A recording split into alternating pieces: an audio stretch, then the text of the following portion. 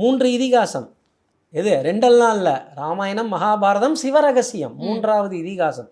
அது சிவ ரகசியமாகவே போயிட்டுது. எனக்கு வேணான்றார். கலியுகத்துக்கு என்னோட இதிகாசம் வேண்டாம், அதுக்கு பதிலாக தான் சிவபுராணம்னு ஒன்று கொடுக்குறாங்க. இப்படி இதெல்லாம் நம்ம காதில் கேட்டு நம்ம தெரிந்துக்கணும். இந்த கதைகளும் பெருமையும் பேசப்படணும், சொல்லப்படணும், புகழ்ந்து பூலோகத்தில் தெய்வத்தினுடைய புகழ் இந்த உலகம் அழியும் வரை இருக்கும் அப்படிங்கிறது தான் இதனுடைய அர்த்தம். நிச்சயமா சார். அதாவது பரிகாரம் எத்தனையோ விதங்கள்ல சொல்லுவாங்க, ஆனா நீங்க இப்படி சொல்லிட்டீங்கன்ற போது எனக்கு இல்லை, இந்த பக்தி தன்னை காப்பாற்றும்னு நினைக்கிறான்.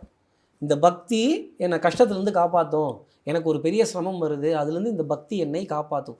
ஒரு பெரிய அரசாங்க போஸ்ட்டில் இருக்கிறவர், அவர் பேர் சொல்ல வேண்டாம், துறை வேண்டாம், அவர் மேலே விசாரணை கமிஷன். அப்போ விசாரணை கமிஷன் வைக்கிறவர்னா அவர் எந்த டிபார்ட்மெண்ட்டில் இருப்பார் நீங்களே யோசிங்க. கார்த்திகேயன், நான் ருத்ர பூஜை பண்ணுறேன், நான் குருவாயூரப்பனுக்கு மாதம் ஒரு தடவை போயிட்டு வரேன், இன்னும் வேறு இதெல்லாம் சொன்னார். ருத்ர ஜபம் ருத்ர பாராயணம்ங்கிறது அப்பேற்பட்ட ஒரு மகத்துவமானது. ஆனால் அவருக்கு தேவையில்லை.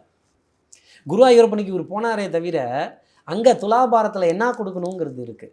என்ன திசை நடக்குது, அந்த திசைக்கான தானியம் எது, அதை தான் அங்கே கொடுக்கும்.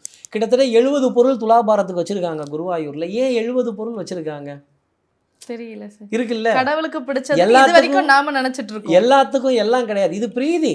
இன்னைக்கு டூர் போகக்கூடாது, அது இன்னைக்கு ஒரு ஹேபிட் ஆயிடுச்சு. தப்பு கிடையாது.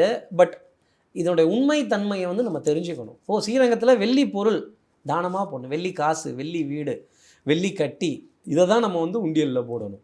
ஓகே. ஸ்ரீரங்கத்தில் சிறப்பு விஸ்வரூப தரிசனம்.